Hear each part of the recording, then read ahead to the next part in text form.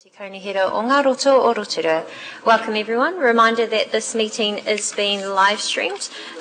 We are a little bit out of schedule today. We're having this meeting on a Monday because we have a very important topic to discuss, which is whether or not we proceed with the Head Start proposal.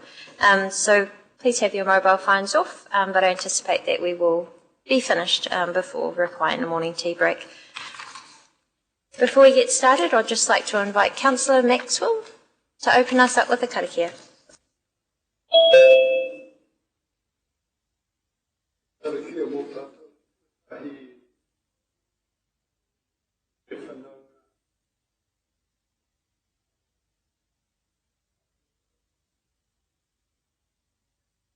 O aloha mai. Kene te uzau. Haere atu rā. He inoi tātou tūtawa mai I runga, tūtawa mai I rāwo, tūtawa mai I roto, tūtawa mai I waho, kia tau ai, te Māori tū, te Māori ora, ki te katoa, haumi e, hui e, tāi ki e. Kia ora koe. Mihinui kia koe, Councillor Maxwell. Councillor Maxwell just mentioned the very sad passing of Ken Rauruti, who was our chairperson of the Pukinga Koike o te wharetonga o Te Arua, and of course an incredible leader in our community who spoke on the pai for both Ngāti Rangitihi and also Ngāti Whakaue. So what I'd like to do is just ask us all to stand for a moment's silence, please. Absolutely right.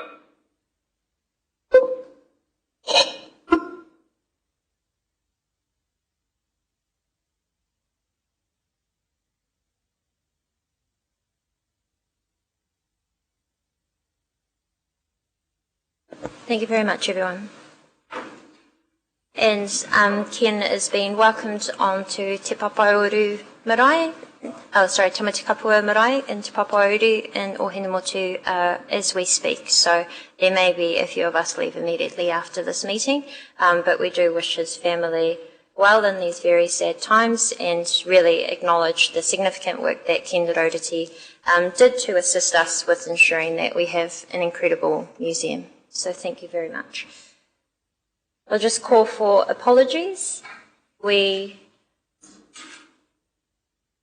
don't have any, but I do want to acknowledge that we have Councillor Rotorua Tate, who's joined us, and we are expecting Councillor Fisher Wing to be on Zoom as well. Sorry. And we do have an apology of lateness for Councillor Temera Benfell. Sorry. So we'll just take the apology for lateness. Can I have a mover and a seconder? Moved by Councillor Barker, seconded by Deputy Mayor Kai Fong. All those in favour, please say aye. Any against? That's carried. Thank you. Well, we'll get into our agenda. I haven't received any urgent items, but I'm just checking, are there any minor matters for discussion today? Nope. So we will get right into it. I'd like to invite Sam Fellows up, our GM, and ask for a mover and a seconder that the report Head Start Pathway be received. That's moved by Deputy Mayor Kai Fong, seconded by Councillor Brown. All those in favour to receive this report, please say aye. Thank you. Thank you, Sam. Kia ora koutou katoa. So largely I'll take the report as read. We have had a workshop on this and now is the opportunity to discuss it in the formal council forum. So as you no doubt know, and most of the country, well, I think most of the country is talking about it, but at least people in local government circles are talking about it. On the 5th of May, the government announced the Head Start pathway. And so the purpose of this meeting and the decisions we're requesting today are ultimately whether we proceed with doing more work in investigating a potential Head Start proposal, or we decide that we're not going to put that work in and we are subject to what the government calls the backstop, which is the process which could eventually happen if we don't submit and have a proposal accepted. So I think behind me is an overview of a timeline of where we are looking at progressing. And so, So we're here today on the 8th of June. So the 8th of June decision is whether we proceed or don't proceed, and then there'll be another 2 decisions if Council decides to proceed today. So the 24th of June decision, there will be a space where we look to narrow down some options based on initial ranking and criteria of potential options, and then on the 29th of July, that's what we call in Council Decision 3, which that would be the decision of who would be our preferred party to move towards submitting a Head Start proposal. The other decision to make today is around our proposed criteria, and so we've got 6 criteria as noted in the paper, and so those are, and these will be developed further and also subject to the feedback today. So communities of interest alignment with the Rotorua district community, so whether any potential council really matches and aligns with our interests and based on our residents' interests. Iwi views on, or mana whenua views on how proposed arrangements meet our current commitments, both Te Tiriti commitments, but also the vast array of other commitments, as well as general views. Economic alignment between the proposed districts and Rotorua district. The Rotorua voice and proportional political representation in the proposed option, so that will be something that not only do we look at to see if that's aligned at other councils, but will form part of the draft of the Head Start proposal, because one of the requirements, as you'll see in one of the attachments, which is the guidance on draft proposals, is that at a higher level we need to talk about what the proposed representation might look like. The fifth one, is the ability to deliver the 5 priorities of the government in the policy. So the government has outlined their priorities they want to achieve with the policy, and so we'll need to ensure that we align with those. And then the 6th, and obviously these are not in priority order, but is the financial health of the other councils. So we'll do some work moving forward to understand what the financial viability is, and does this marriage that we might be proposing to get into really make sense. And yeah, I think that's all for me, but I'll pass either Andrew, or I know that Her Worship the Mayor has done a lot of work in this space too. Yeah, no, thank you, Sam. Through you, Worship, just obviously to highlight to everyone that we've got some outline milestones here, and we've indicated some things that have happened. Obviously, a lot more than has happened than can be fitted on the screen. There's lots of discussions, I think, primarily led by the Mayor, have happened, obviously at a working level, working with other staff across the other councils to understand timelines, principally at this stage, and nothing else in advance of council making a decision about whether we proceed or not. But also, I just want to highlight there's quite a few attachments in the report that are relevant to the decision. There's obviously the clarifications following the DIA presentations that I sought and their response. We have legal advice that isn't attached to the public paper, but you all have seen it from LGNZ on the powers that council would be exercising through submitting a Head Start proposal, and along with some indication of what the comms and engagement plan might be. Really happy to take questions as we go along about how these various attachments interact with each other, and leading to why we've proposed this proposal ahead. And just sorry, Meripika, can you please mute? Thank you. and just to add to that, probably, and my apologies because I couldn't quite see the screen, but I don't know if anybody can hear me, but I can hear you. Sorry, I can see you all, but I can't hear you. Bloody hoo-ha. Can you hear this? RLC microphone is off. Okay, apologies. Just checking, Councillor Wayne, can you hear us? Chamber TV microphone's got a slash red thing through it.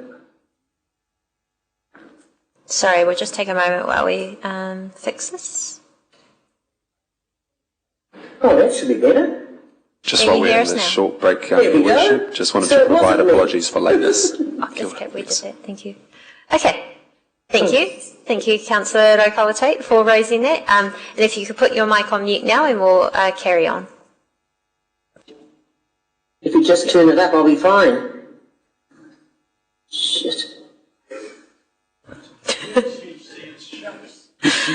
Okay. So, what I'd also like to provide an update on is, as you know, we have had a significant amount of work that's also been happening behind the scenes in terms of discussions at the Bay of Plenty Mayoral Forum level, discussions with us as appropriate, and now really is the day for us to decide whether or not we wish to direct our staff to get into the investigation work. I did want to note as well that there was a recommendation that Council establishes a working group to support the process of analysing options against Council criteria. What I'd like to do is just leave this open to you. As you would have noted, there's not much in the report. We understand that there will need to be a working group with the councillors, and what I'd like to see is whether you would prefer to push that to the 24th of June when we would have more information on what that could look like, or if you're happy for the usual process of a mayor to appoint members of council to be part of that. And what I would likely seek to do is include members from each of our committees, infrastructure, Rotorua Vision 2050, and also myself, and also extend that to our community board chairs, both the Lakes and the Rural, who I've been having discussions with as well. And also just to note, as well as what we've got up there, there's sort of three key community areas of community leaders that we have been having initial conversations with. As you know, there is our Iwi Chairs Forum, which we're very fortunate are coordinating themselves to assist us from a Te Aroha-wide perspective. We also have our community board chairs who are very keen to be involved and advise from a rural and a lakes perspective. If you consider Rotorua, and that being one of the highest, if not the highest population areas sitting in between two districts, that's quite helpful, as well as the lakes. And then the third one is also our Rotorua Chamber of Commerce. So they have a board meeting this Thursday, which I'll go along and present to and seek their feedback, and if they're keen, they will help to share our council survey with their members. So that's how, in a short time frame, as Mayor, I'm helping to try to pull together other community leaders to make sure as much of our community as possible can participate in the engagement. That you would also note on the slide, if we do decide to progress immediately after this meeting, or not too long after, we'll hopefully start our public engagement with the survey as well, which some councils have already had underway. So we'll now open up if there are any questions on any of these areas, whether or not to proceed with the Head Start, what you're feeling on the working group is, if you're okay to push that till 24th of June, which will give you basically in a week you'll receive your agenda for that anyway, and that will have more detail if you wish. And then, of course, if there are any further questions on the 6 criteria, which we have covered in a previous workshop. So we're open for questions. Councillor Patterson. Thank you, Your Worship. Just a point of clarification before we get started. Are we talking about the contents of the report or just what you've outlined with the working group, proposed working group? All. Or? Yeah, all. All. Okay, yeah. Thank you. Yeah, Councillor Sanford, and sorry, we have had a workshop on this and had discussions, so that's why we'll just keep it general if there are any questions before you make the decision. Thank you. Councillor Sanford, followed by Councillor Lee. Thank you, Your Worship. I may as well start off the questions for today. Just to sort of base my questions in something I am in favour of directing to investigate. I just wanted some clarifications around the consultation that's proposed and how that would work. And in light of the presentation that we had from Sarah, where she said that if we submit into the Head Start, then you can't back out of it. So on that basis, so if we were to go through and submit, we wouldn't then be able to change our proposal in any sort of large way. So, for example, I will get to a question here. For example, if we decided to put in a proposal with Council A, that would be the road that we've chosen. So it'd be us and Council A going down this path. And so my question then comes back to the consultation, because when we, in the documents that we have, when we talk about consultation, we say clearly signal consultation will follow an outline proposal after it's submitted and accepted by Council. But that consultation isn't actually going to be on whether we go with Council A or not, because we've already chosen Council A. That consultation will merely be informing the public of the decision that we've made, and I guess consulting on some of the details that we have to work out between us going with Council A and the final proposal too. So I was just wondering, because that's not consultation on whether we go with A, that's consultation on the details afterwards. Is that correct? Yeah, so there's probably a few points in that. So in terms of the decision that you could potentially make on the 29th of July to submit a proposal, so that's a high-level proposal and so government will get all of those and decide which one of these looks good, and some of them might be actually those two together look quite good to us, and then there'll be an opportunity from that point to work with government officials to submit a more fulsome proposal. And so part of that will overlap with when we're consulting on the long-term plan. So the idea was that through this space we won't be able to get into formal consultation, it'll be an engagement space, and then in that second phase there would be the opportunity to have some consultation on that. We'll work through before we get to the 29th about exactly what things could and couldn't change in that space, because it's not entirely clear at the moment, but we'll work through that over the next month or so to understand what that looks like, and I think Andrew's got some additional points on that.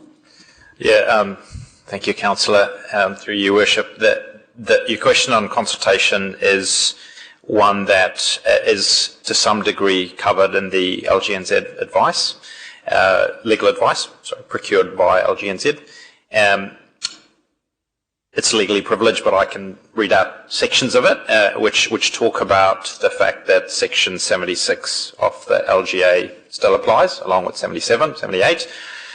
What that means is that under those sections, we're obligated to follow our significance and engagement policy. This clearly would be a significant decision, as you've indicated, partly because it has no reversibility feature built into it. However, as part of that, we're also obliged to provide all of the alternatives and options to you, because as council you'll be making a decision under Section 76, 77, 78 of the Local Government Act. That's one of the reasons we've got this series of decisions. The second part of your question is around community engagement and consultation. One of the challenges we've got is, in order to do a proper consultation, we need to inform the public of what those different options are. And at this stage, we just don't have that information. So what we're proposing through the engagement period is to do it as that information becomes available and following council decisions. Some councils are asking questions now about which potential councils to join. The legal advice makes that a little bit problematic, because to your point, if Council A is popular, but the public who responded weren't given any information to inform that, how how do you then consider that when it comes to you making a decision? So I guess it's a bit of a long answer, but we're trying to work with an announcement that is not a legislation. So this is not legislation, but there's other legislation that we're obliged to work under, which dictate how we need to operate in order to submit a proposal. So we're trying to navigate that. The first step is obviously this decision. This is not the final decision. You'll have a decision, we're proposing on the 29th of July once you've gone through as much work as we can, and then you can decide whether you've had sufficient community input to support your decision making, given that the LGA does allow you to make decisions proportional to the time we have to consult. Yeah, a supplementary, if I may, through you, Madam Chair. So on the 29th of July, we will make a decision as to our preferred option. And I have a clarification around those words because we're submitting into Head Start. And are you saying that potentially, because if we submit it to Head Start and it's accepted, then we're stuck on that road because we've already... That's correct. So when we say, preferred option in terms of, will there be a selection of options potentially available to us and we will make a preferred... possibly? Councillor, how I see this working, it's good of you to unpick those words. It might be this council's preferred option, but what we also need is another willing council or potentially other willing councils. So at that point, what other CEs and senior staff are trying to work to is that other potential councils would also make a similar decision on or around the same time in order for us to submit a joint proposal. If that doesn't happen, then potentially staff might go to the second option on your list on the 29th and try and submit a proposal in that way. So it might be this council's preferred decision on the 29th of July, but we still need to see where potential other partners land. Okay, I was wondering if that was the basis for it. It was conditional on other councils agreeing to also be part of our proposal. My last question, I think, on this for now is, again, just back to the consultation piece that would come after that decision, because on the 29th we would be deciding, as you say, a preferred option, and the community wouldn't know that preferred option until we make that decision ourselves. They would be informed of possibly where we would be looking prior to that, but then, and having read through the legal advice and, read through the Act, and how does that all sit, obviously then, because then we've chosen to go down that path. The community wouldn't know about that until we make that decision. And I don't mind us progressing to that decision and then working this out along the way, because I think we're going to have to. But it seems to me that consultation after making a decision isn't really consultation per se. But we would be engaging with the community prior to it, but we can't engage after we've made it, would be my concern there. I don't think there's a question to me in there. So. I might jump in here because I do appreciate your concern. It's very valid, and this is also why I was considering maybe the 24th of June is a good touch point again for us to sort of kick into that next phase of, yep, we're okay with where we're at. As I also noted, after today, we'll start the digital engagement. So we've actually brought that forward significantly in an attempt to try to gauge some themes coming from our community. And it could be quite simple in terms of, do you want to be part of a whole Bay of Plenty region? Do you want to be part of the East? Do you only want to talk with South Waikato and Taupo, or do you want to simply remain as we are? And what I'm hoping, and it won't make the time for our agenda prior, but the consultation 2 weeks will close the day before the 24th of June.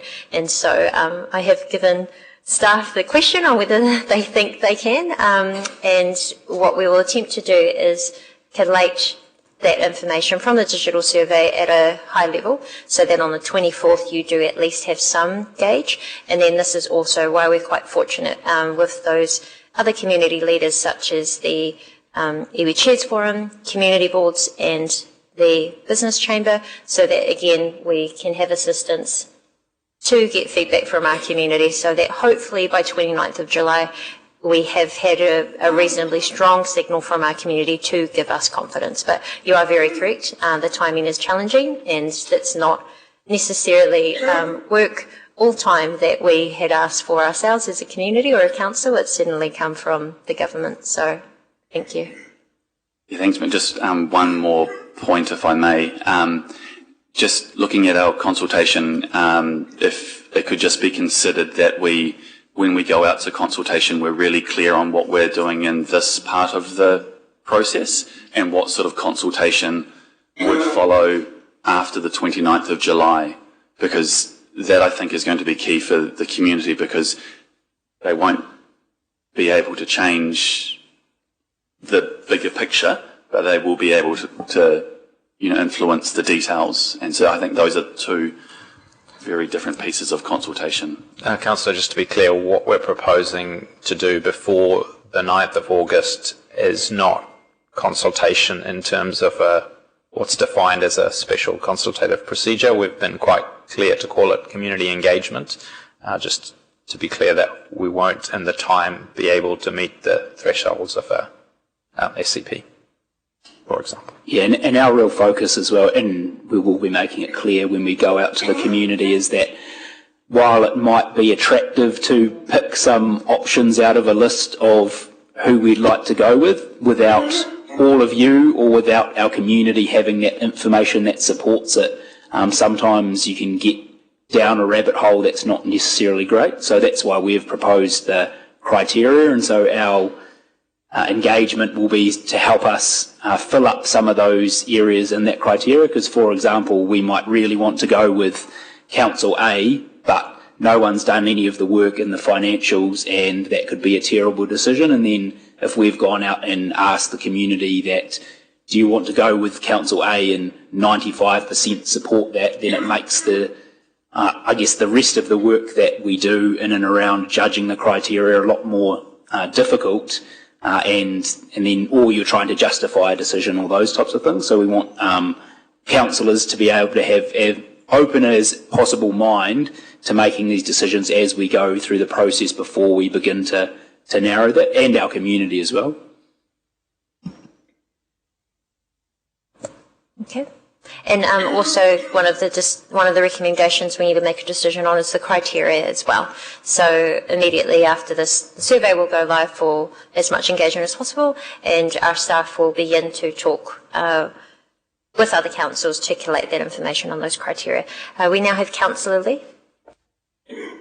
Thank you, Your Worship. Is this microphone working? Just about. Okay. So the Ministers Watson Bishop have framed this as a backstop or head start, which I think is a false dichotomy, because Southland District Council, you may be aware, have actually begun talks with amalgamations pursuant to Part 3 of the Local Government Act. So really, there is in fact a third option available to us, isn't there? And that is to proceed with the Part 3 approach. We had already, if you will recall, directed our Chief Executive to begin discussions already on a unitary authority. Head Start is an option to proceed faster. Southland is an entirely different process, the same one we were originally looking at, but actually for them, because they're already through it, they are sort of stuck with going through that process. So there is a chance that the Head Start, whoever joins Head Start, may be faster. We're not sure. See if the Chief Executive has anything else to add. The only thing I'd add, Your Worship, is that as per Council's decision, I sought to undertake that work. That work required, becoming a unitary authority under Part 3 of the current Local Government Act requires the consent of the Regional Council and the Territorial Authority in this case. That consent was not forthcoming from the regional councils and since I undertook that discussion, obviously Head Start's been announced, and so the regional councils are engaging primarily with TAs on the basis of the Head Start methodology at this stage. So I have undertaken to start the work, but we haven't had the positive collaborative response to pursuing a Part 3 reorganisation. So when did you want to add to that? Yeah, just have one more thing to add. So just under because I did look into this as well, so in the specific criteria for Head Start as well, the only unitary authority that's excluded is Auckland Council. So while the general guidance is that current unitaries wouldn't be subject to the Head Start, they're not specifically excluded. So even if a council, I don't think government probably would go there, but even if a council were to become a unitary authority, it doesn't necessarily suggest, unless they're Auckland, because they've got bespoke legislation, they wouldn't be necessarily subject to the backstop. And so those are the discussions that are happening in and around places like Gisborne and things like that, that while this isn't the real focus, it might form part of someone else's, and then they might get drawn into that. So, Andrew, how long ago did you engage with the regional council? I mean, there's a lot been happening in the last month. Councillor, I don't recall exactly, but it was certainly the correspondence was before the Head Start announcement was announced, and it's been clear in my communications with both regional councils that their effort is to support TAs that are pursuing the Head Start pathway. I would also just add, through the Head Start announcement, the government has changed their simplifying local government policy from what was announced last year. So to be clear, last year the announcement for creating combined territories boards excluded regional councils from that reorganisation.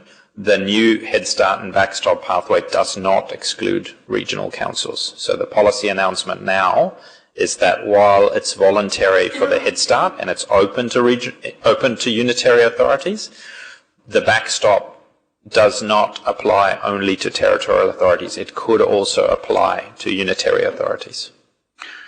What reasons did the regional councils provide you, regional council singular, provide you for not wanting to assist us with this becoming a unitary? Councillor, I'll answer only generally without the benefit of my notes, but I engaged with both regional councils, Waikato and the Bay of Plenty Regional Council, and the general response was, with limited resources, they were keen to support the councils who would move faster under the proposed Head Start pathway, because firstly that was something that multiple TAs across both regions were interested in, and secondly they were looking for solutions that would fulfill this government's policy objectives, which are region-wide solutions as opposed to district-only solutions. And if you recall as well, councillors were provided this update at the time, but this was at a time before Head Start was announced, when we first went to the regional councillors, and there was such great uncertainty on what their future would hold. After consultation closed on the 20th of February, I believe it was, government could have come out in March and said that regional councillors were gone then and now established the combined territorial board. So unfortunately, the messaging from government has been inconsistent, which has led to a lot of confusion. Thank you. That answers my question for the moment. Thank you. Councillor Temera Benfau.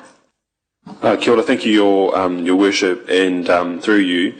I've got three questions, and I will just start off with a comment that I suppose with all the reforms that are coming through, it does warrant a lot of, I suppose, concern, and it's for us as a council and for us as community members and leaders, it's to look at all of these reforms, how they connect with each other, but with this one in particular, one of my largest concerns, which leads to my first question, is how are we going to ensure Māori representation and voice is protected at the decision-making table when there's a potential that we are amalgamating with councils that have either disestablished Māori wards or have never had Māori representation as part of their council framework?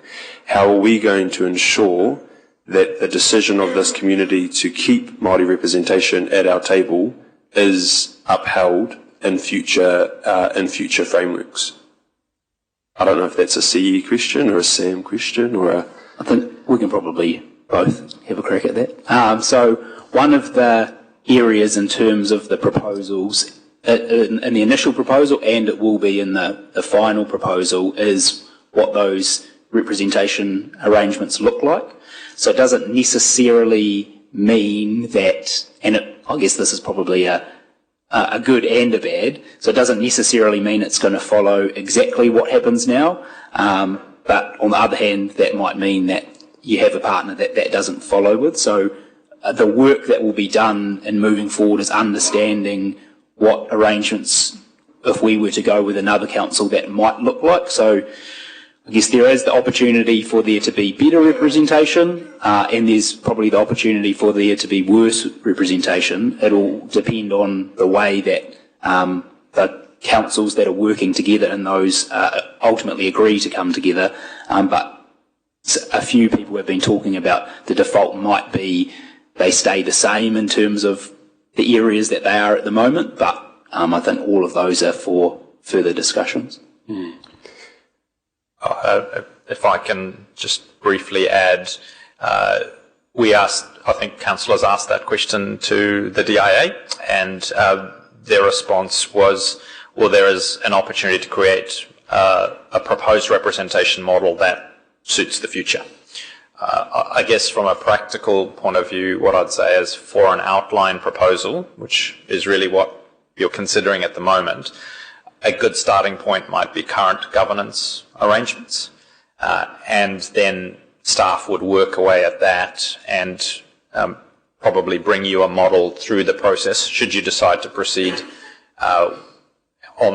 today and on the 24th of June, would bring you a model that then council can decide, does that address your concerns, does that adequately represent Māori in the Rotorua district, and does that honour the decisions made by the referendum that we recently held around representation for the next two triennium. So we will bring you those options. We can't answer how that's going to work at this stage because we haven't done the detailed analysis or spoken in detail with partner councils because we haven't identified them yet. I think based on those responses as well, that is something that needs to be crystal clear to any potential partner around our expectations around Māori representation, because I think it's actually a hugely, it's now under our referendum, it's a protected representative model, and so that needs to be carried over to whatever new legislation is drafted for a unitary authority or whatever that looks like, because this, I suppose, sitting in a place of potential to be worse off or better off based on how good your council is of huge concern, massive concern, which leads to my second question, which is I actually don't take much confidence from the government statement around treaty obligations will continue to be upheld. I actually don't take much confidence from that at all, to be honest. And I think, I suppose for us, how are we going to ensure that all of the treaty obligations that we have when Rotorua Lakes Council no longer exists, Taupo District Council no longer exists, whoever no longer exists, how are we going to ensure through this entire process from start to finish that we are protecting the settlement interests of our iwi and the obligations that we have under those various settlements? How are we going to ensure that as part of this negotiation? So a big part of that is the work that we're doing with the iwi chairs in particular, and as well as working with regional council in particular, because lots of those settlement obligations rest with regional council. So we'll need to understand, if we are to progress, what those exactly look like, because we don't, as staff, deal with some of those on a day-to-day basis, and that's why we've been really clear from, and particularly led by Her Worship from the very start, of engaging with those that have those, I guess, on the other side of those obligations, and so that we can ensure that we understand those so that those form part of it. And so for the outline proposal, we probably won't be able to get every single one in place, but part of the guidance on the outline proposals is to at least list the things that need to be resolved before getting into that final place, and so that's one of those. And I know that Regional Council has been very open to, they want to ensure that those flow through to whatever the configurations look like too. So it'll be a matter of a thing, again, that we won't be able to answer now, but the real focus is how we firstly understand what those are, and secondly ensure that we protect those so they don't, like you mentioned, just become one of those things that we're hoping that the government agrees to. And perhaps if we can make do our best, or commit to do our best, by the 29th of July, seek confirmation of that. And I think as well, depending who we choose to go with, it may be simple, they may still have Māori wards, it may not be, but in particular around the honouring the treaty settlements and the obligations set out there, the relationships obviously with the Crown, but Regional Council, I do reassure you, have been very helpful and forthcoming in initial discussions, and I'm sure that they will continue to advise us on what their obligations are so we can fully understand how that may be transferred to a new unitary authority, but we'll make that commitment on 29th of July to have as much information as possible. Fantastic, and that is a nice segue into my last question, actually, which is actually around, through our assessment process, are we or will we be doing some kind of analysis of strategic regional assets and what entities those will be devolved to as part of our amalgamation process? So, for example, are we looking at when the Regional Council is disestablished, I assume there's going to be this massive process of devolution of assets and responsibilities and regional work and whatever they do sort of thing. Are we looking at, with whoever we're amalgamating at what regional assets they may inherit and how that will strategically support the development of a unitary district or area? Is that something we're looking at? Yep, so I'll just go back to your last question for a second. So on page 15 of the guidance for the Head Start proposals, just for reference, they talk a little bit about the treaty settlements and how that forms part of the outline proposal, which is loosely what I said, but I was trying to find the page reference for you. And then to your second question in terms of the assets and obligations too that are picked up from Regional Council, some of those things we won't necessarily be all the way there on, but we'll start to work on that. But Andrew might have more to add in that space. Thank you, through you, Worship. I think you raise a really important line of questioning, because what this proposal is about, two things happening at the same time, and it's sometimes quite hard to distinguish which is having what effect on what our ratepayers and our community see at the end of the day. So the stated objective is larger entities, larger unitary entities that are simpler but also larger. That's the government's stated policy desire. You've got in your pack a report from the Infrastructure Commission that has done research on that. I'll leave that aside at the moment, because what I want to talk about is the second part of what's happening, which is your question around what happens to the Regional Council assets, liabilities and functions. Unitary authorities are territorial authorities that also have Regional Council functions. So whatever council Rotorua is represented by under a future state will own the assets and the liabilities within the Rotorua district. There isn't any alternative to that in the Head Start proposal. So, and that's a really important piece of information that we are trying to find out. What is the cost of Regional Council functions within Arohi, and what is the revenue generated by the Regional Council from Arohi? That information is not easy to get. I have sought it in order to inform subsequent decisions. I expect it will be the 29th of July at the earliest. But if we don't get that, we need to be clear that liabilities and assets of the Regional Council will fall to any unitary authority that governs Rotorua.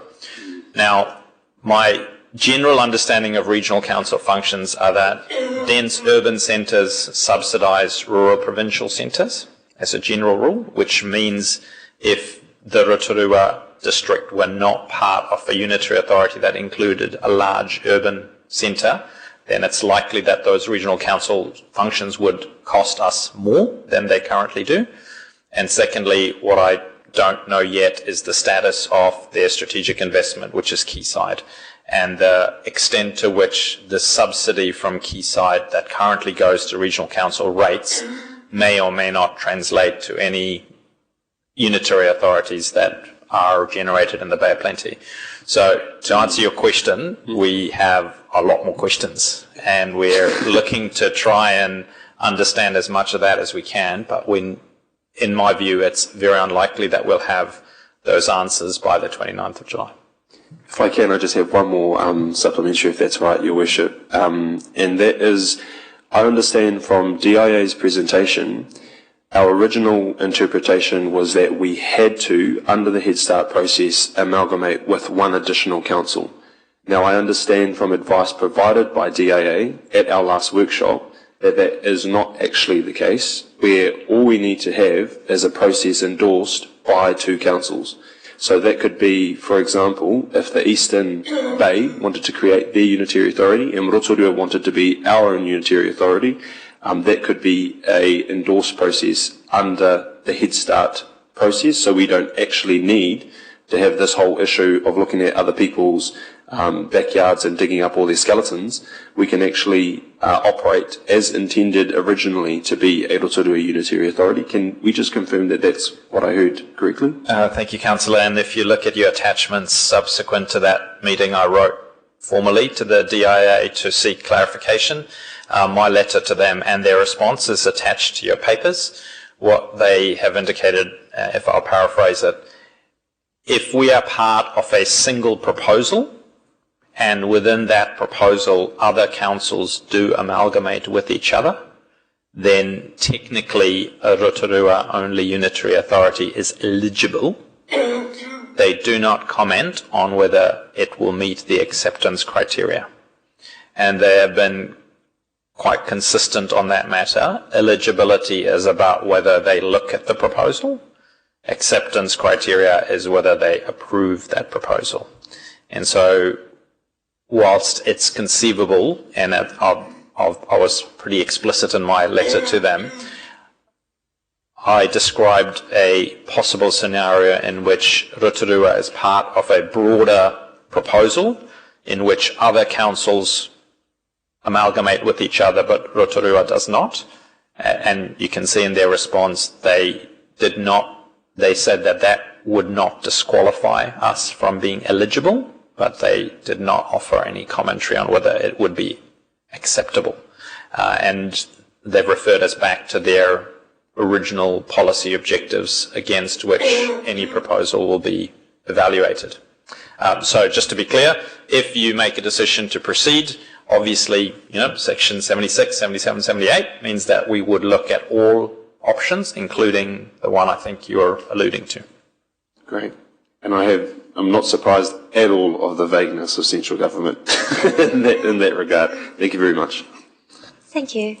Let's check if there were any other questions. Councillor Petterton, sorry. Thank you, Your Worship. If you don't mind, I'd like to put mine in two blocks, I guess you could say. First block relates to the working group that's proposed. We obviously had a meeting here with the iwi chairs, and we heard their views. And there's also the recent announcement about the disbanding of committees that are not mandated by elections, I guess you could say, which draws into it's a bit confusing because Te Tātou was mandated by an election. So I'm surprised that that's a bit of a challenge for us to overcome. So my question is on that. We've talked about the various groups that you've identified. Will there be a separate working group for the iwi chairs, or are they going to appoint someone to join the council-driven working group from that working group, or how's that going to work? And will Te Tātou also have a position on that? Yeah, thank you very much. The iwi chairs have fortunately offered to put together a working group as well. So if you consider Te Aroha iwi chairs, remember these consist of post-settlement groups, so they already have settlement. So it's the likes of Te Aroha Lakes Trust, who have settlement over 14 of the lakes here, et cetera, et cetera. And you also have Te Aroha River Iwi Trust, Tarot, who also cover the Waikato area as well, and which is also one of the ways that we're looking. And so they, fortunately, have been having discussions with the other iwi leaders as well. And so, how do I put this? They are already actively out there having discussions. What they have generously offered is that they are also happy to work alongside us to co-design a proposal that will be acceptable. And also, if you consider from an iwi boundary perspective, Te Aroha is mai maketu ki Tongariro. And then if you overlay that with a catchment perspective, we are the headwaters of the Kaituna River, and whether or not we wanted to go all the way down the Kaituna River, in which case you then have Tapueka iwi who have the settlement over the Kaituna River. So it is quite helpful to have their early engagement. You would have heard in the iwi chairs, Hui, that they would like to seek co-design. They have very clear treaty settlements, and the obligations towards those need to remain, obviously, because they already have settled. And in terms of the working group, what I'd like to suggest is, if majority of councillors are fine for it, we can just put it forward. If you do want some further information on exactly who will be on there, then unfortunately we may not be able to do that until the 24th of June. But that's what I'd suggest. 3 or so councillor reps, 2 community board chairs, and then also the appointed Te Aroha iwi chairs members as well that can then assist from that wider regional perspective. Thank you for clarifying that. On to my second block, which my colleague to my left actually asked certain parts of, but I'm going to delve deeper into that. And it comes back to the referendum. Did a bit of work on this over the weekend, and that was a binding referendum, which has quite significant legal ramifications compared to the other 2 types of referendum that can be run in this country. When I asked the question last week to the representative from DIA, she basically gave me the impression that that referendum is now null and void once we go down this path with Head Start. She said the slate will be wiped clean. Those were her words. So is that true or not? Through your worship, Councillor, legislation in New Zealand is kind of supreme. As you rightly said, the referendum was binding because the legislation made it binding. I believe the understanding of the Head Start proposal is that councils can propose new arrangements if they wish, but they could propose to keep the current arrangements if they wish. And I think, just to be clear, the slate wipe clean comment might have been in terms of the opportunity for councils to propose something new rather than a requirement that all previous arrangements would be removed. Having said that, again, coming back to the fact that this is a policy announcement by government, it is not legislation, and until there is additional legislation, if there is additional legislation, the legislation that is currently passed will stand. So obviously the binding referendum will stand until and unless government passes additional legislation that overrides that, which of course Parliament can do. Yes, of course. I think she made that quite clear as well. Thank you.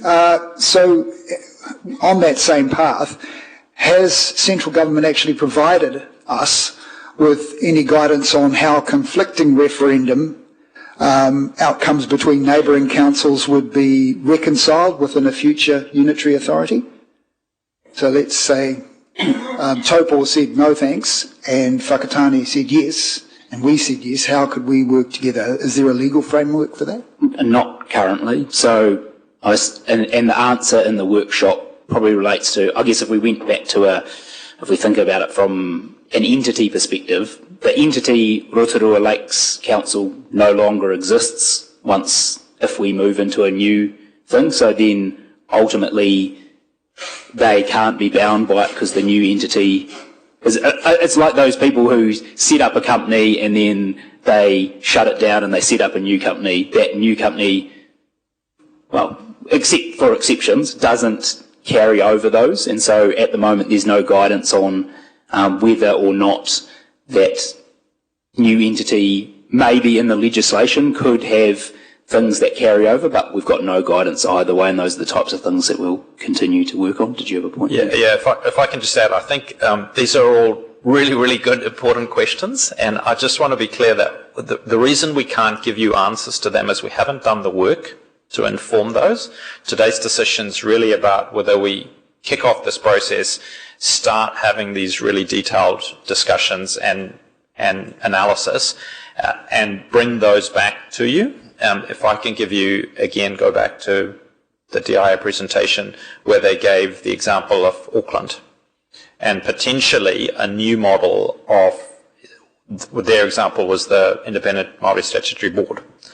That's the kind of new arrangement that the government's announcement opens, but there could be existing arrangements that this council might want to pursue. I guess really want to emphasise that we haven't done that work, but it's not that we don't consider it hugely important, and it's not that we don't intend to do that work and bring it to you over subsequent decisions. Just at this stage, we can't answer that because we haven't really kicked off this work because we're seeking a council decision on it. Sorry. So what I'm getting from your answer there is that council is expected to do the work. This is a serious central government issue. Referendums are a cornerstone of our democracy. Why haven't they done the work and come to you with the information? I can't answer that, Councillor. This is, it boils my blood. But anyway, Sorry, Councillor, can I say that's why we're bringing you this decision, because we didn't feel it's appropriate for staff to act on a central government announcement without a decision from Council. I understand. I'm certainly not pointing the finger at you, Mr. C, or you, Sam, or your team. You've been handed this. It was 8 months ago we had that referendum at a cost of $2 million for all to be swept away. Just mind-boggling. Oh, thank you. Thank you. And also, just so councillors are aware, I'm currently collating with the other councils around the Bay of Plenty, including South Waikato, on when we anticipate them to make their decision. Some of them aren't sure when they're going to make this decision yet. They're waiting for their community consultation to finish, which I think is around about the end of this week. And then the councils will decide whether or not they participate in Head Start. For all of us, it's looking like that last week of July to make the decision to put forward a proposal. So as soon as we know what day the councils will decide when to go on Head Start and the first results of the community consultation, we do hope, again, by 24th of June, we have a bit more of an understanding of who may or who has confirmed that they would be willing to look at Rotorua as a partner, and we'll just carry on as we go. But yes, we're all trying the best that we can under such tight timelines and lack of information. Thank you, Councillor Patterson. Councillor Maxwell. Oh, sorry. Councillor Maxwell and then Councillor Deputy Kaifong.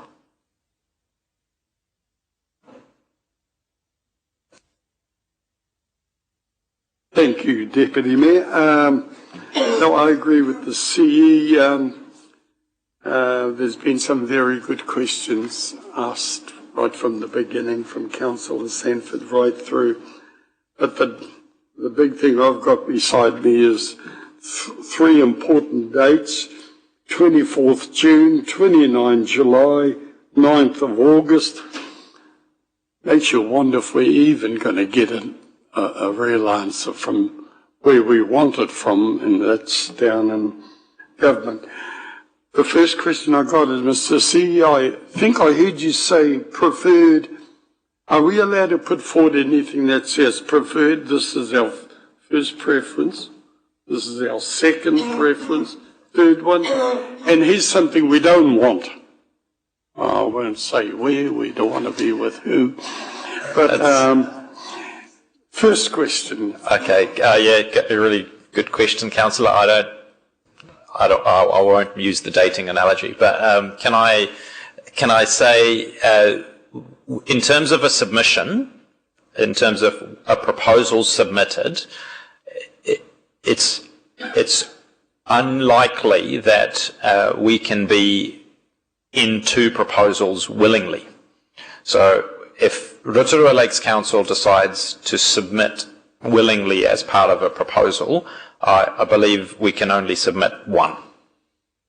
So the reason we talk about preferred at that decision is whilst this council, I'll give you a scenario, this council, we might do the analysis over the next X number of weeks, and council might decide that the preferred combination is Council A, Council B, and Rotorua Lakes Council. And a secondary option, less preferred, is simply Council A and Rotorua Lakes Council. Obviously, if Council A and Council B also agree to participate in a joint proposal, then we can give effect to your preferred option. However, if one of those councils doesn't agree, we can't submit that as a proposal, and so we'd have to fall back to your second preferred option if that was your decision.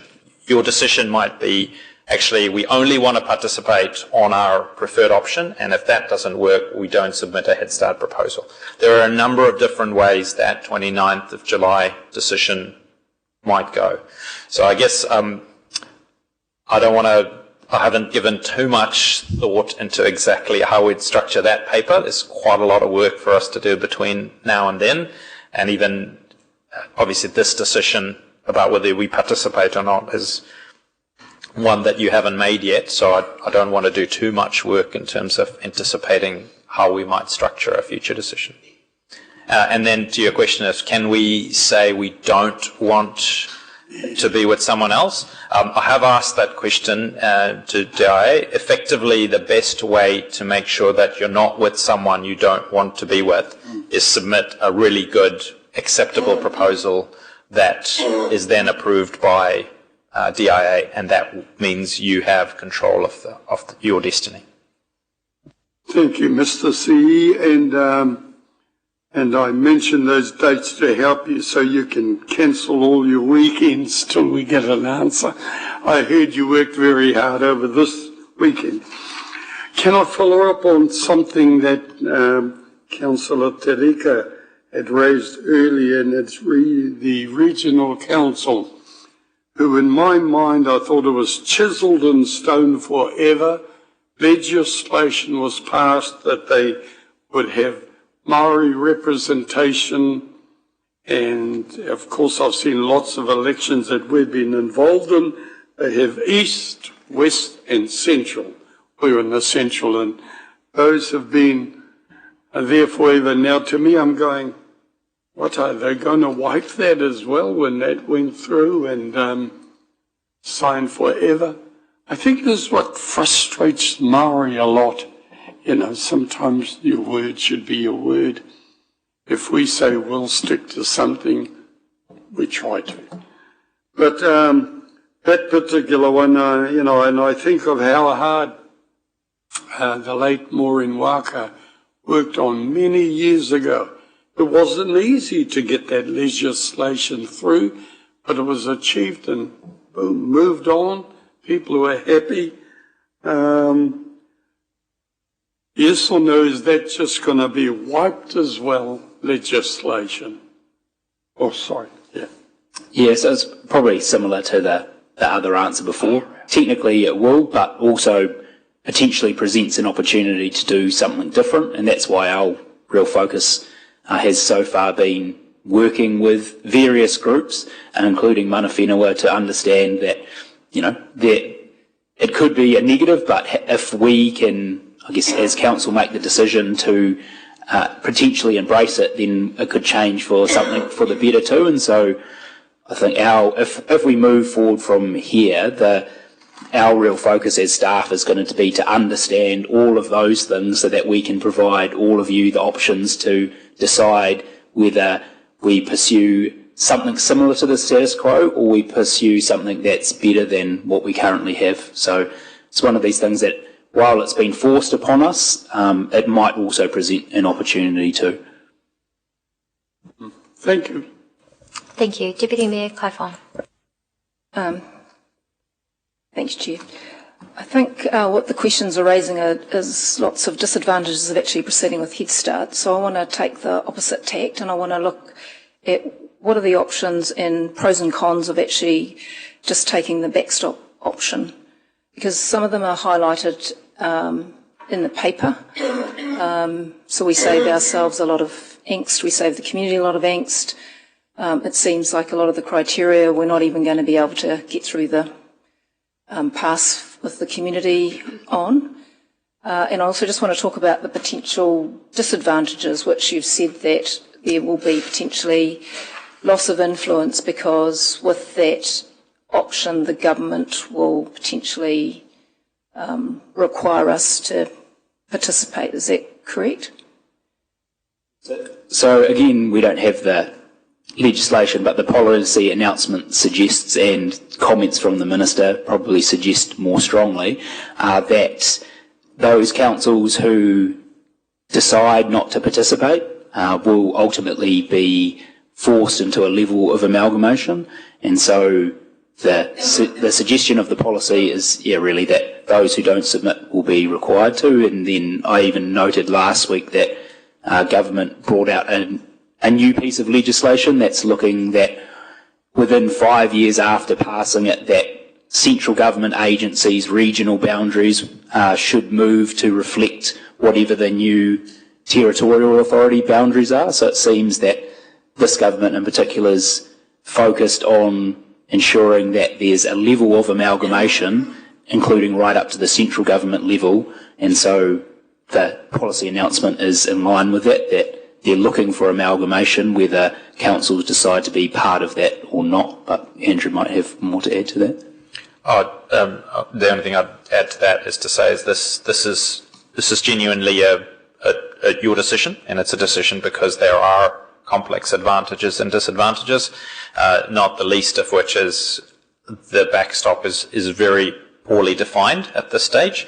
I would argue that that's deliberate strategic ambiguity to get as many councils submitting a Head Start proposal as possible, but that would be a supposition. It is unclear what that backstop would mean. The policy wording of the backstop is much more neutral than some of the political rhetoric around the backstop, and that does make it difficult for councils and the community to understand why council may choose to participate in this. What is clear from the documentation is that the level of influence that council will have on the outcome is likely to be much lower under the backstop than it is under the Head Start. Is that actually correct? Because as I understood it from the DIA presentation last week, they said that the legislation would be confirmed in 2027.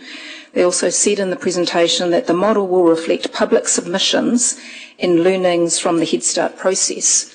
So my question is, would we be better to actually call the government's bluff? We're trying to make decisions in the absence of information. Should we just wait? We've still got an opportunity later down the line, if that is what they're proposing, that they will still need to take into account public submissions, allow learnings to be learnt, and give the community more time. Because we don't have enough information, it makes it really difficult to make this decision that maybe backstop might be a better option. And I think that's probably the very good debate that we're going to have on the 29th of July. Really, today is just about ensuring that our staff do have a directive to go out and to get that information based on the criteria. And of course, if you wish to include it as well, setting up a working group to help to navigate that space with our wider community leaders. But I certainly take your points on board. I've wondered that as well. Do we just call the government's bluff? But we have heard very strongly from existing government, and we have not heard from opposition that it would be reversed. So it seems like the future is very clear for councils. Amalgamation is on the way. And unfortunately for us, we just need to navigate this space as best as possible to ensure the best outcome for our community. I do note as well, though, the first criteria is financial health of the council.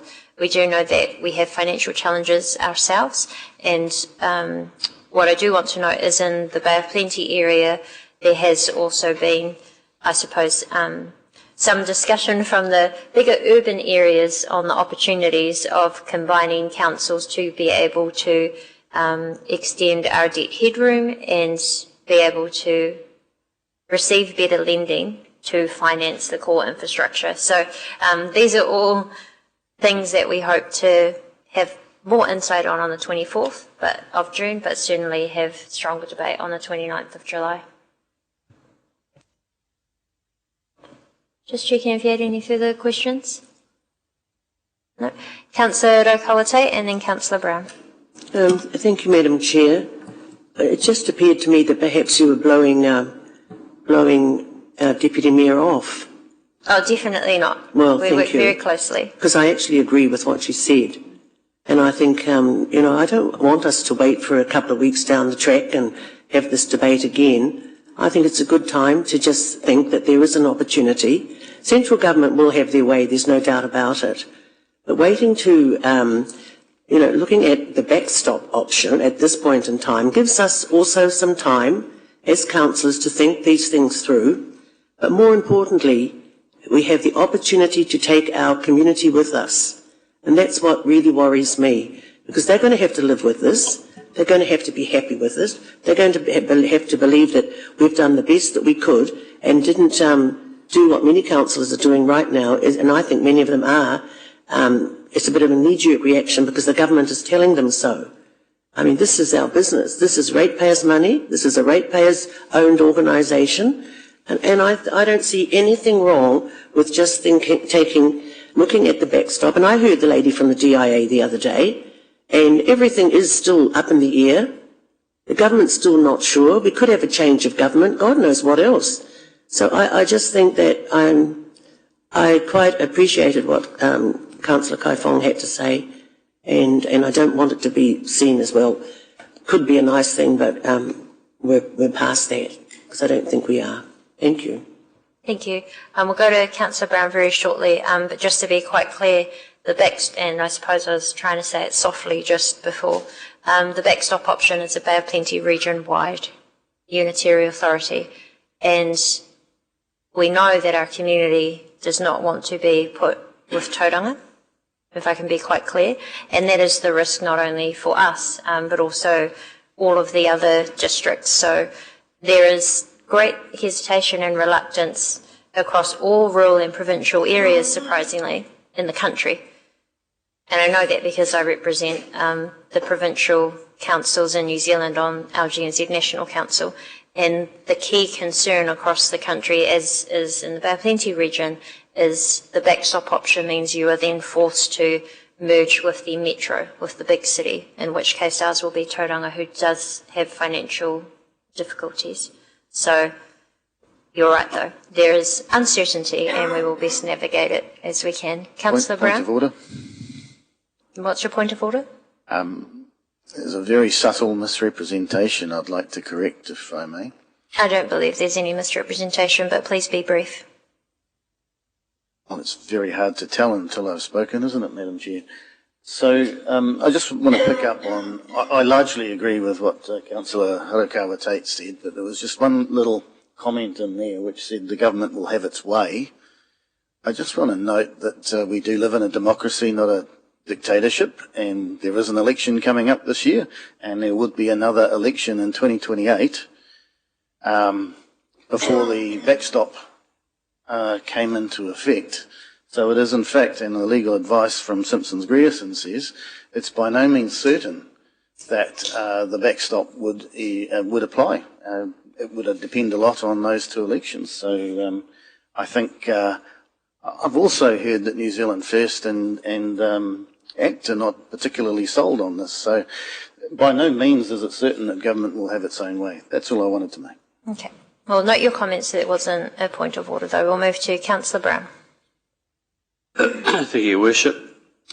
I feel like I'm trying to solve a Rubik's Cube with a blindfold on.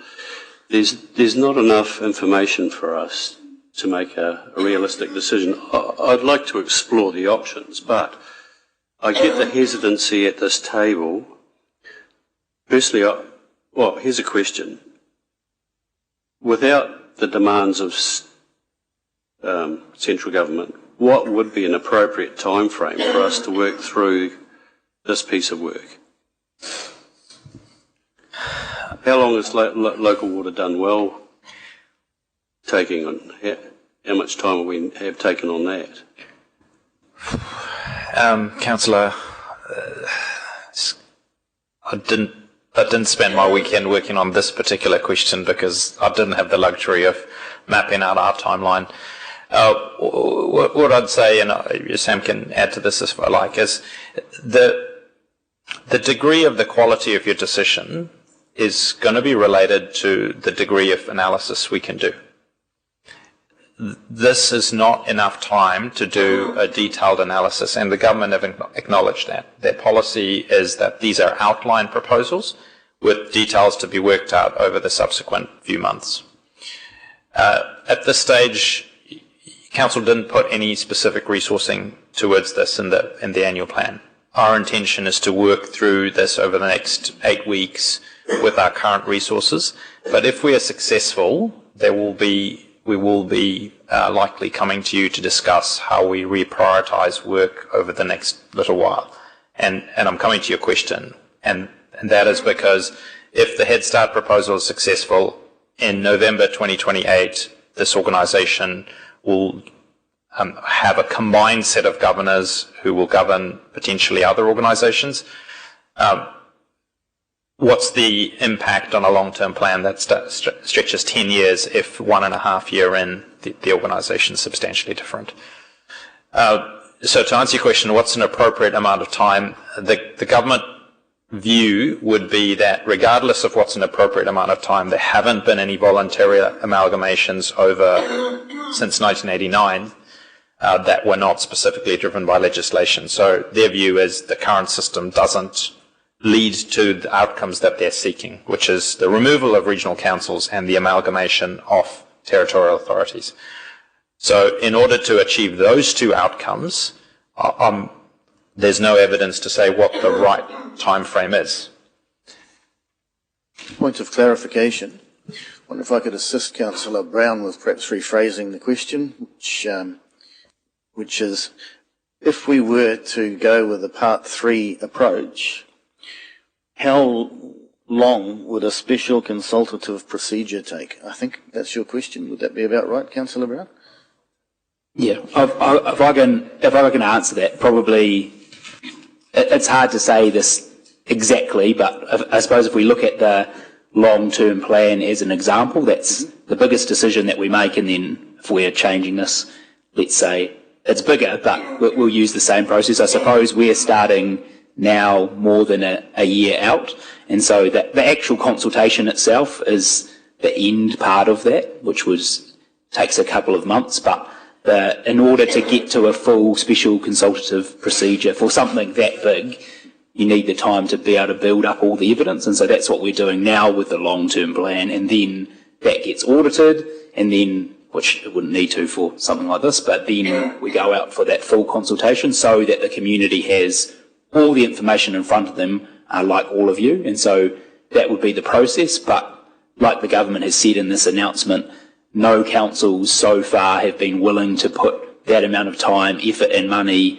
into the amalgamation stage, so that's why they've come up with this shortened process, if that answers the question. And if I can also add that when I was directed to look into a Part 3 reorganisation, the indications from the Local Government Commission were, in terms of effort, sort of 1.5 to 2 times a long-term plan effort in terms of cost and staff time, and a duration of between 18 months to 3 years for the entire process, including community consultation, actually consultation in this case, and feedback, etc.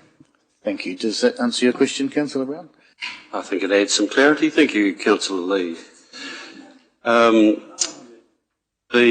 Another question.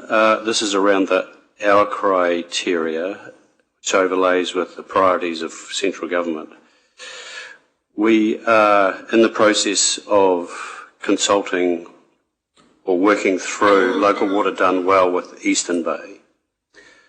If I understand rightly, one of the criteria from central government is economies of scale. Does that not direct this piece of work towards the Eastern Bay because we're already going down that road, or do we have the ability to redirect that piece of work towards another TLA to gain the criteria of economies of scale around local water done well? I'll start and then Andrew can fill in any gaps. So in the policy announcement and the words that the Ministers said, announcement that the Ministers has made, that they view Three Waters separately from this. And so while there could be an argument, the economies of scale, when I watched the announcement, this question was specifically asked by some of the media, and so the Minister's response was that he thought Council should have already done waters, so this was to be separate from that. But in saying that, that doesn't necessarily mean that could be something that might be taken into consideration. But Andrew? I'll come back to something I've said a couple of times now. We're going to need to bring you all options in order to fulfil the Part 6 requirements of General Powers of Competence. So that would be one of them that we would need to consider logically, and obviously you'd assess it against the criteria at that stage. I don't think it at all predetermines what the configuration might be for Head Start, and potentially you might reconsider how that process proceeds subsequent to a Head Start decision. So they can interact with each other. When you talk about economies of scale, again, there's in an attachment, you've got the 2022 Infrastructure Commission report, which actually was written before any of this was announced and was written with the understanding that Labour's Three Waters reform would go ahead and waters wouldn't be part of Council's business anyway. That provides quite a lot of evidence-based research about economies of scale or lack thereof in New Zealand among the remaining functions of Council. So I guess it is quite hard to use precisely economies of scale as the guiding principle to set up these new entities. Certainly that's what the Infrastructure Commission's report indicated. That's one side of the Rubik's Cube. I'm struggling with the time frame, the complexity, and, as other councillors have stated, the fact that we're not really consulting with our community. I would like us to explore options where we slow down the process and we genuinely consult with our community. It's a statement, not a question, but I'll leave it there. Yeah, and just to remind everyone, we're not talking about Head Start proposal today. We're talking about, and I'll read it, that the Council agrees to continue investigating whether participation in the government's Head Start pathway is in Rotorua's best interests, including further analysis, engagement and discussions with potential partner councils. So I'm hearing that there is reluctance to proceed, but what I'd really like to remind councillors is we've heard very clearly that the backstop is Bay of Plenty region-wide, and although you may be able to hold on to a Rotorua only for the 2028 election, beyond that, it is very clear that it would be broader, bigger, and I remind you that over successive governments, when there's been amalgamation, we've seen the damage that that's done to Rotorua. We saw when the tertiary institutes were merged, and we fought hard and we had reassurances, don't worry, in the Big Baplenny region, Rotorua will retain its voice. What happened? A lot of those classes, and even the lecturers against their own will, had to go to Tauranga. And then you see the DHBs that extend not only further than that, all the way to Taranaki. And when I've had concerns as mayor and I've tried to meet with the top manager, I'm told it's going to take something stupid like 5 or 6 months before they'll even be here in person in Rotorua. So please be understanding that there is a very real risk to our community if we don't put forward something that makes sense.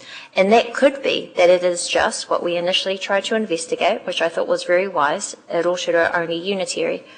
But we also need to remember that once the functions of regional council come into us after 2028, even if we are still just Rotorua, we need to again make the best decision for Rotorua interests. So that's where if we continue to have high lake levels but we don't control the bottom of the Kaituna River, where it all drains out to Makatu, we may have a problem. If we want to explore geothermal but all the resources continuing to go to Taupo and we don't have control of any or influence in any of that area, we may still continue to be unlocked. So, I don't know, I'll just encourage you to at least, I know we don't have enough information, but that's exactly what the purpose of this is, to make sure that end of the day, at Rotorua best interest, if there is anything that can come out of this, fortunately it's actually that there could be some shared services that we could do across districts at a sub-regional level or a regional level where it will be more affordable for the community. So, end of the day, although we don't know what the future holds, we can certainly make sure that it's more affordable for our communities and they get better services delivered in their district here in Rotorua. So, that's all we're asking. There is the working group question and the 6 criteria, or there is the option, if someone wishes to put it forward, of that council agrees not to participate in the Head Start process, noting that Rotorua Lakes Council would be subject to the backstop process should legislation reflect the current policy. Final decision, if we do Head Start, is May in Cabinet, but the backstop process after 2028 will be,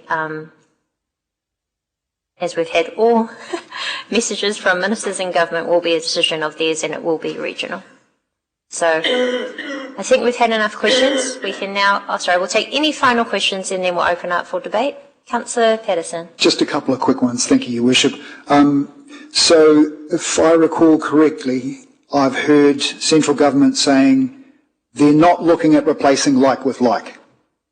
So the idea behind this is efficiencies. So let's say Rotorua, there are currently 11 of us around this table.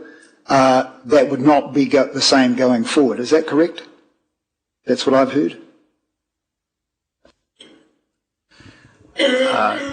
Councillor, I don't believe that I have read anything that speaks to the number of elected members. I don't think I've heard or read anything that's specific to the number of elected members, which was your example. Yes. They have talked about efficiency of pointed you to the report in your agenda around efficiencies. But there's nothing I've seen that's around specific elected members. Oh, sorry. They were wanting to remove layers, they call it, quote, which is where the regional council's gone. But then this also is where I think it would be incredibly valuable to involve our community board chairs, because community boards as well, we haven't heard too much from the government about them, but they play a very valuable role in our wider rural and for us also lakes areas as well. So what I would suggest is, even with the regional council gone, there has already been the efficiencies, but then it is the opportunity for us through that process to then say, well, if we did merge in wider districts, what would that representation look like in terms of ensuring fair distribution? And I would just put a plug there that we need to remember that community boards as well is a layer of representation that's valuable.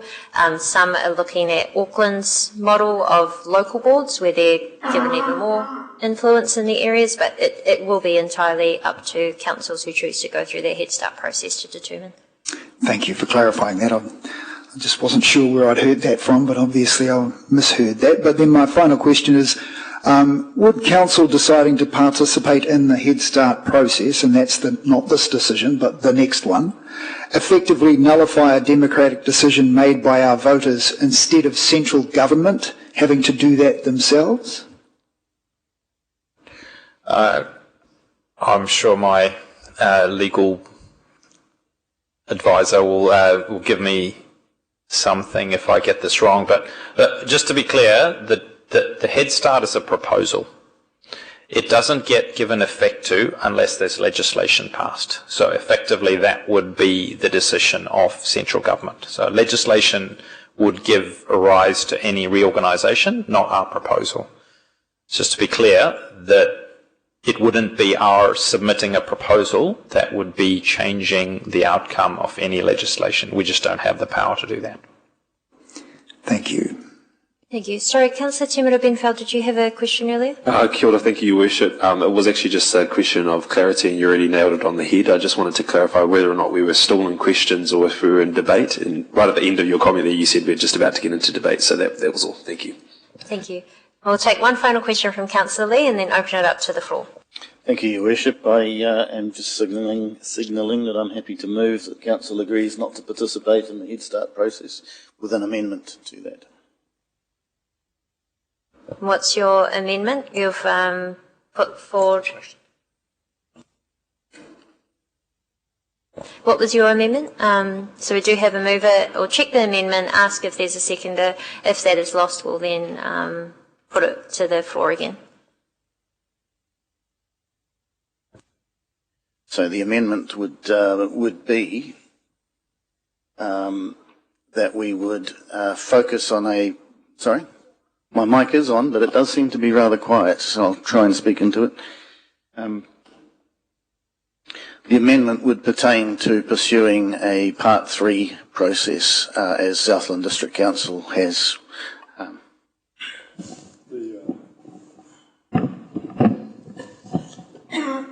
So we wouldn't be just sitting there awaiting our fate until 2028. We would be proactive, and we would be. But anyway, if I have the luxury of a seconder, I'll be able to explain myself and debate this. So I'd be very grateful for one of those. So just to check, are you talking about the same process that we were already going through, but it's just on hold now? Yes. So I would call what we had started by becoming a unitary authority Plan A. Then the government has come along since then and announced Head Start, and another plan. So we could call that Plan B. Aye. And Plan C would be the backstop, but I'm suggesting we stick with Plan A, and we focus on becoming a unitary authority. And I'm sure with the Regional Council in due course they'll have some time available to assist us. It's only a matter of priority. But if we can please have a seconder, then we can at least debate this.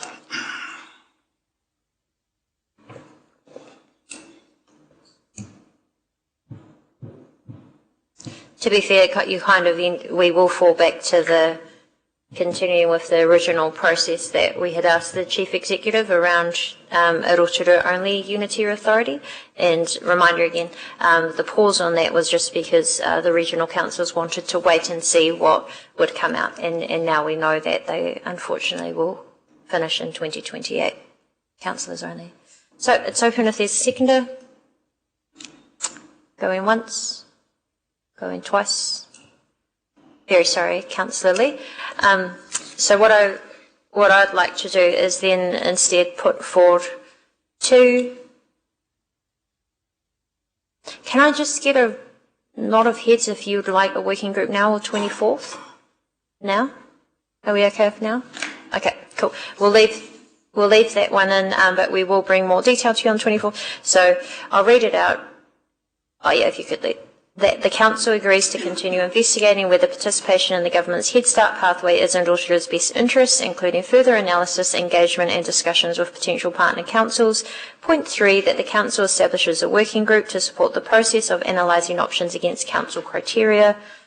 just note that it will come on 24th, that the council, sorry, don't actually need to note that, it's just for people's understanding, that the council approves the following 6 criteria areas to guide assessment of potential partner councils and emerging options: financial health of the council, communities of interest alignment with Rotorua district communities, mana whenua views, interests and relevant commitments, economic alignment and strategic fit, local voice and political representation, ability to deliver the 5 priorities of government in the policy. Point 5, that the Council notes the proposed communications and engagement approach, including that the current phase is exploratory and not formal consultation on a preferred option. Point 6, that the Council notes that this decision does not commit Council to submitting the Head Start proposal. And point 7, that the Council notes that further reports will return to Council as analysis and engagement progress. Do I have a seconder for that? It's seconded by Councillor Sanford. We are now open for debate. Are there any additional comments anyone wishes to make? Councillor Pedersen, followed by Te Mira Benfell. Thank you, Worship. I'm not wanting to sound like a cracked record, but I'm not going to give up on this. This is rather important. We had a referendum as part of our election in 2025. 18 councils voted to retain Māori wards, 24 voted to not continue with Māori wards. That was their decision. Rotorua voted to continue with Māori wards. If local government restructuring can effectively set aside those results by creating a new authority and wiping the slate clean, to use her words, then we need to have an honest conversation as a community about what the word binding actually means. This goes to the heart of what democracy is all about. We as citizens have very few mechanisms which would influence central government decisions. A referendum is one of them.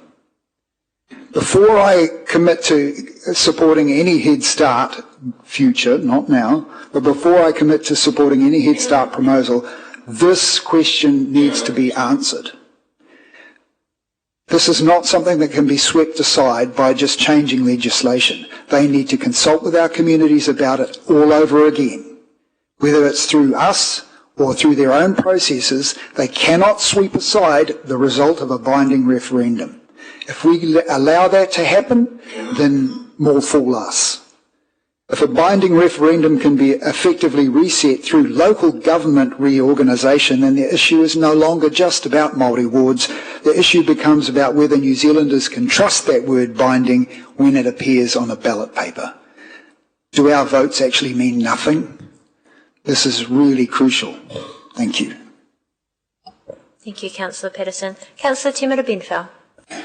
Kia ora, thank you, Your Worship, and through you, I just wanted to make a few comments. Firstly, just to support the comments made by Councillor Patterson. Absolutely agree. The voices of our community have to be upheld and protected in these spaces, particularly with regards to Māori representation, which we all cast our vote to in the referendum. But in terms of the matters that we're discussing in front of us, I'm supportive of the Head Start program. Personally, I don't believe the government should be given any more resources to do unto us, and unfortunately the current political climate is eat or be eaten, and so we are in a position to say we will have a greater influence over the future of this district, and I do not believe that any process dictated to by the central government is in the best interests of local decision makers as well as local communities. And so the Head Start provides us with an opportunity to provide those very clear views, albeit in a very short time frame. But in all honesty, this has been the nature of the political climate for how many years now.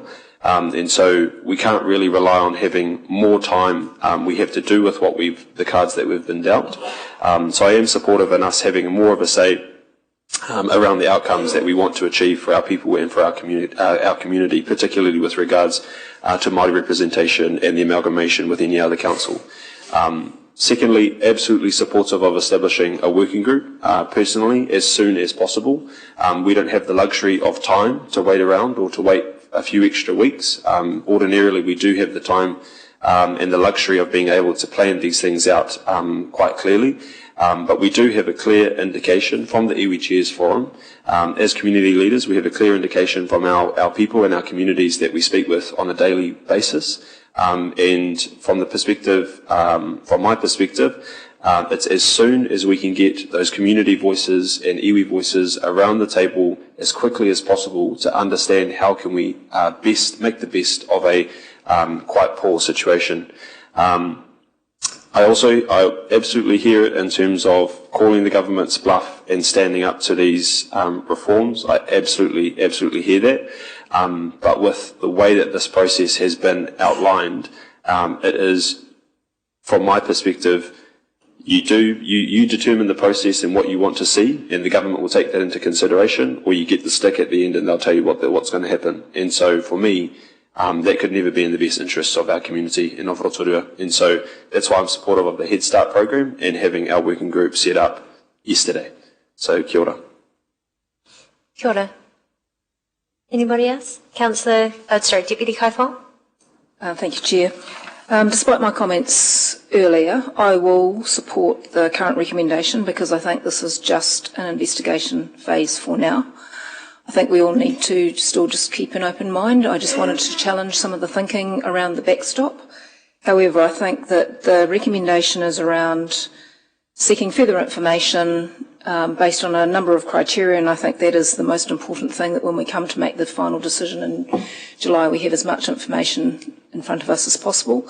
So I make no commitment either way. I just want to have the information here, so that is why I'll support it for now. And I do urge the community, whether it be via a working group or online surveys or any other engagement that we undertake, to speak up now, because this is the only opportunity that they will have, or for us to get that feedback ahead of that decision.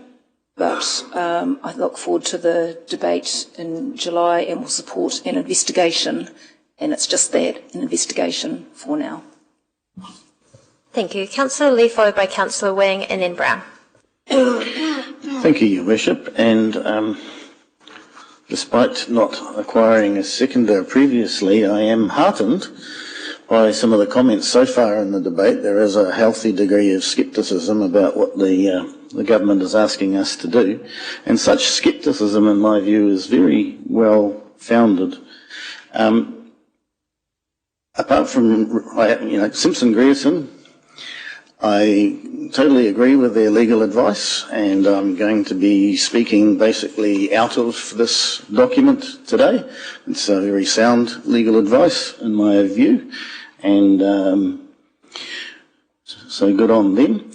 Thank you, Mayor Tapsell, for describing this as a very important topic at the start of this meeting. We've heard from Andrew that this is bigger than a long-term plan. This is the biggest decision we'll make this term. It is significant. There's no beating around the bush. I sat around and listened to the lawyers from Simpson Grierson in the live stream the other day. Very helpful. But to sum up this legal advice in one word, I won't have to choose a word because Simpson Grierson did. This advice derails the Head Start. That's what the lawyers said on the live stream from Local Government New Zealand. And I'll explain why it derails. By the way, I won't be supporting the motion, as may have been guessed, but this is why. So this advice refers us to the purpose of the Local Government Act. Section 3, which is to provide for democratic and effective local government. So we have to act in a manner that is consistent with the purpose of the Act. If we don't, we're acting unlawfully. That's not me saying that, that's Simpson Grierson. The purpose of local government is found in Section 10, which is to enable democratic local decision making.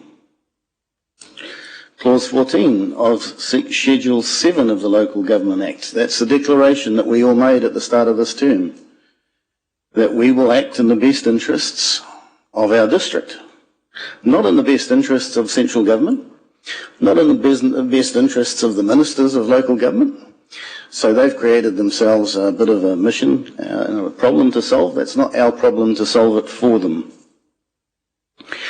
This decision also makes reference to a very important constitutional case that I would have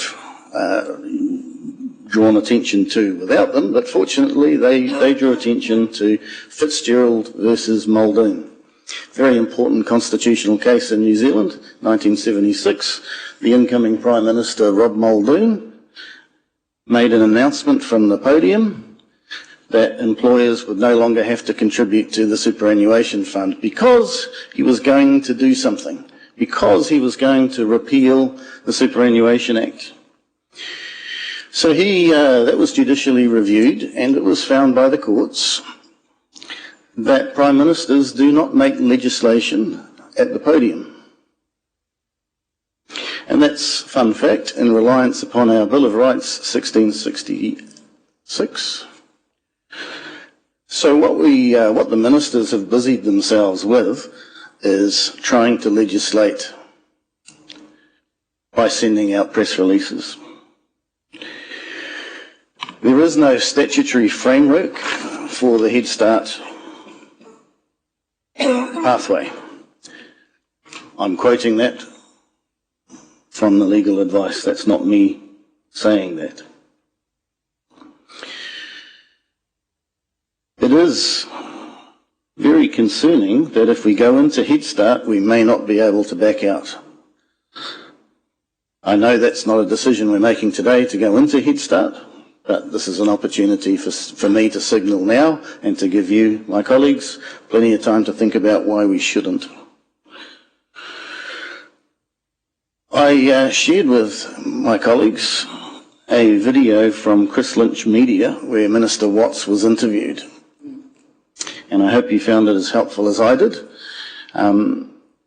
Minister Watts clarified what his real intention was with what they're trying to achieve. This all began with the proposal to finish regional councils, to end regional councils. That's the primary objective that they're trying to achieve. Their primary objective is not amalgamations. Amalgamations is the mechanism by which they wish to get rid of regional councils. They want councils to take over the responsibilities of regional councils. So therefore, if Rotorua were to pursue becoming a unitary authority by itself, that would in fact be consistent with what the Minister is wanting to achieve. We've heard today that we don't have time for a special consultative procedure. Right there is the point at which I would argue that we would be acting unlawfully to make a decision to go ahead with the Head Start program. That's why it's derailed. Because this is a significant matter for our community, and the community need to be heard. We need to present them with good information, and they need to be able to respond accordingly to sound information. Just as an aside, the New Zealand Infrastructure Commission, which is helpfully in the agenda, has found that New Zealand is already highly centralised and consolidated, and that there is little evidence of cost effectiveness from larger local government.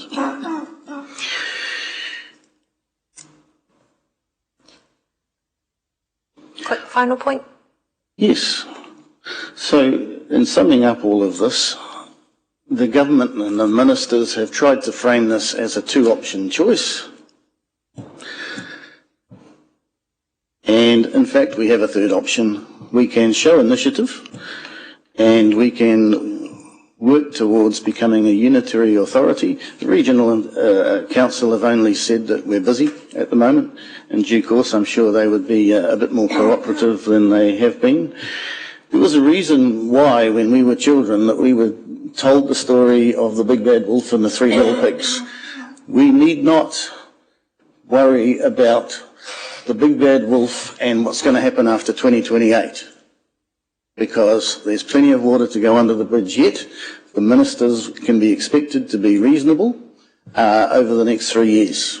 That's what they do, and we don't need to be afraid of the big bad wolf. Cheers. Thank you. We'll go online to Councillor Wing and then finish off with Councillor Brown. Thank you, Worship. I share the concerns that members around the table have spoken to during the question process as well. Particularly, I'm concerned around the timing and the complexity of this issue, and it takes me back at the start of our previous triennium, where there were also the significant reforms by government, but we pressed pause on that because there was a clear indication that from other parties that were not progress under their watch. And as you mentioned, Your Worship, that this time around there was no clear indication of anything other than I think what is in front of us right, what has been presented in front of us right now. I'm supportive of this because to me it's us doing our due diligence. It's investigating and trying to get more information, because I think there is a lot of concern around the table, which I share as well, which is that, the big unknown, right? And this notion here, to me, is that we are doing our due diligence and exploring, investigating, getting more information out of this process. I'm supportive of establishing that working group to analyse those options against the criteria that we've set. The thing that I would add that we must not forget is that, and Councillor Barker will be more than familiar with this, is that we have that more than 1/3 of our district within the Waikato Regional Council catchment. And another reason why I don't support exploring the backstop process is that really takes away that control and the building, the forming of our own future, especially for some of those members of our community in that Waikato Regional Council catchment that do have a different identity, they have a different economic and strategic alignment, resource management alignment, obviously to the Waikato region. And so that all we cannot forget that throughout this process is to ensure that we also give those members of the community a voice in determining their future and how that aligns, whatever decision happens further down the track.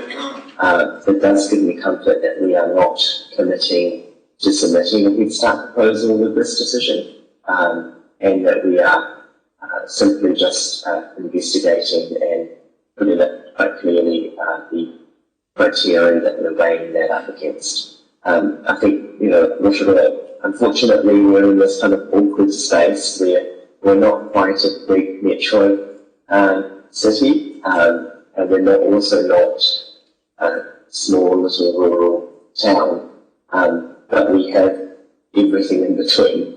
And so that, from what I've heard as well about exploring our own metro authority, I think is stemmed from that.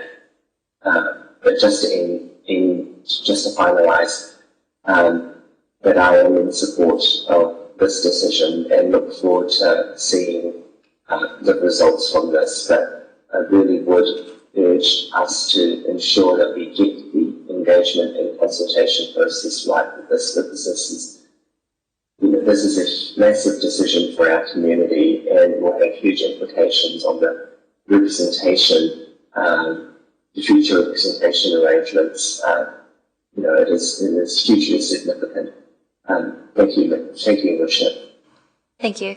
Everybody does have the right to speak for 5 minutes, which I am noting, just by the way. But we have had a few other councillors who wish to speak. Given the importance of this, I'm just going to allow that. So we'll go Councillor Brown, Rotorua, and then bring it home with Councillor Maxwell. Thank you, Worship. I won't take too long. I think the whole Head Start process makes of a leaf out of Trump's playbook. This thing's been handed to us. We're not taking the community along with us. There's too much complexity, and we're not thinking about potential adverse outcomes. I will support what's in front of us. However, we'll go through the process, be seen to be doing what's right by central government's view. I'm dubious that we'll arrive at something that'll be clear cut and a decision that I'll support in the future. But let's see where we go. Thank you.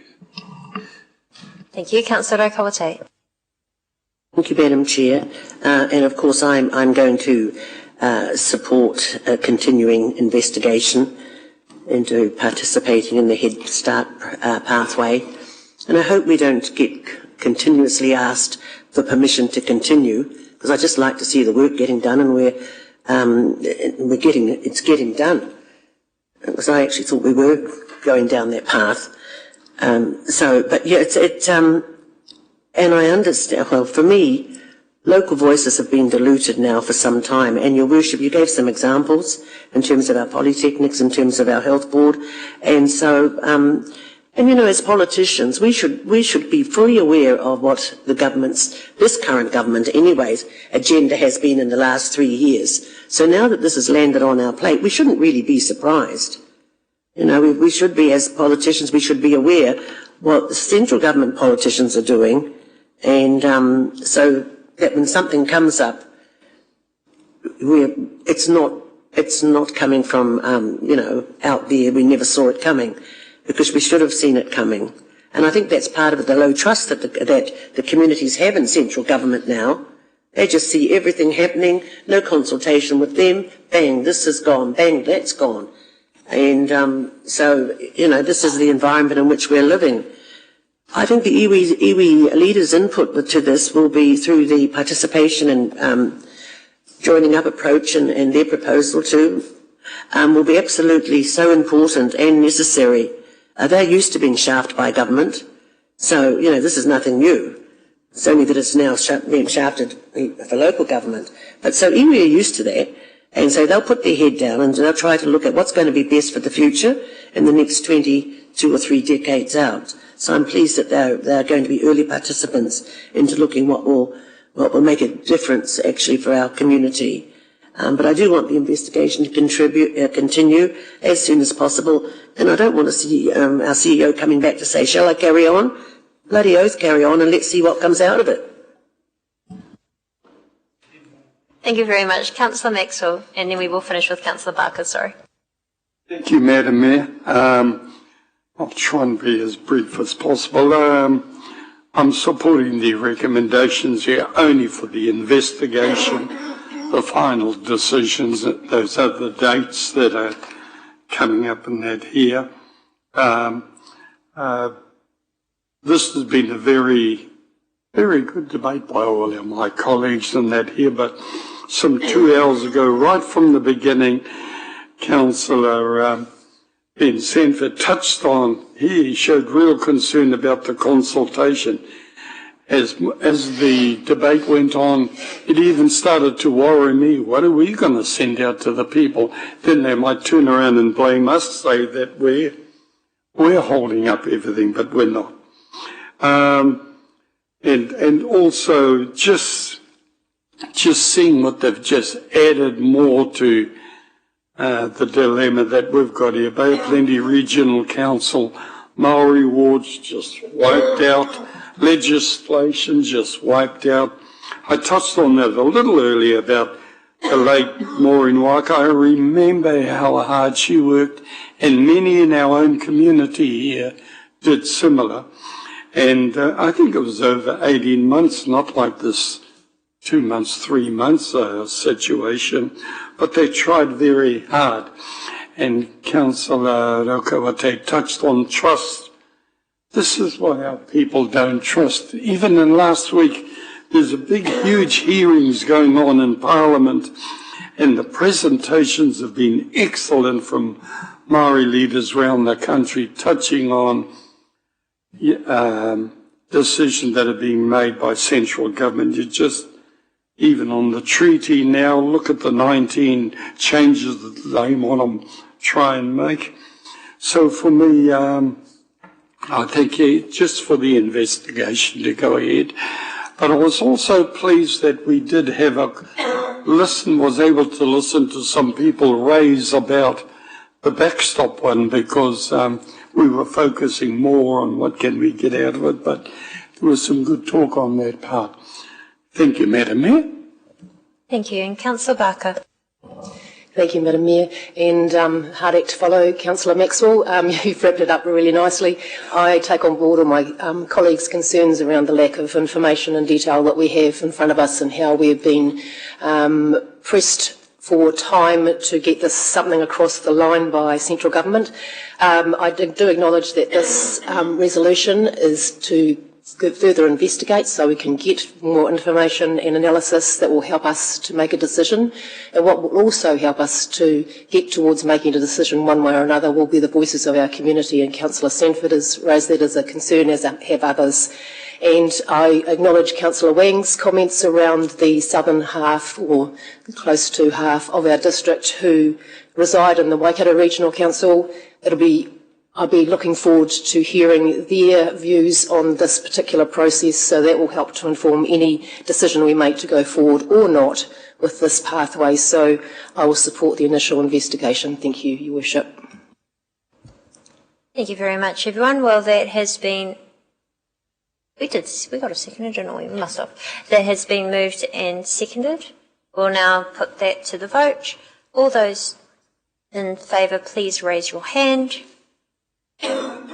Any against? Thank you, that is carried. Do we have a division on that, please? We'll just note that you voted against, yeah. Well, everybody, that concludes today's meeting. Thank you very much for your views, for your concerns, for your aspirations that have been shared today. It will continue to be a challenging process, but we're certainly going to give it our all for our community. So we will have the next council meeting on the 24th of June with this, and then, of course, the final decision on the 29th of July. So thank you very much, everyone. I'd like to invite Councillor Maxwell to close this meeting with the karakia. He noi tātou, kia tau anō kia tātou katotia to whai o tō tātou ariki ai Ukraiti, me te aroha o te atua me te whiwhinga tahitanga ki ta wairua tapu aia nei ake tonu atu. Amen. Thank you very much. I declare the meeting closed.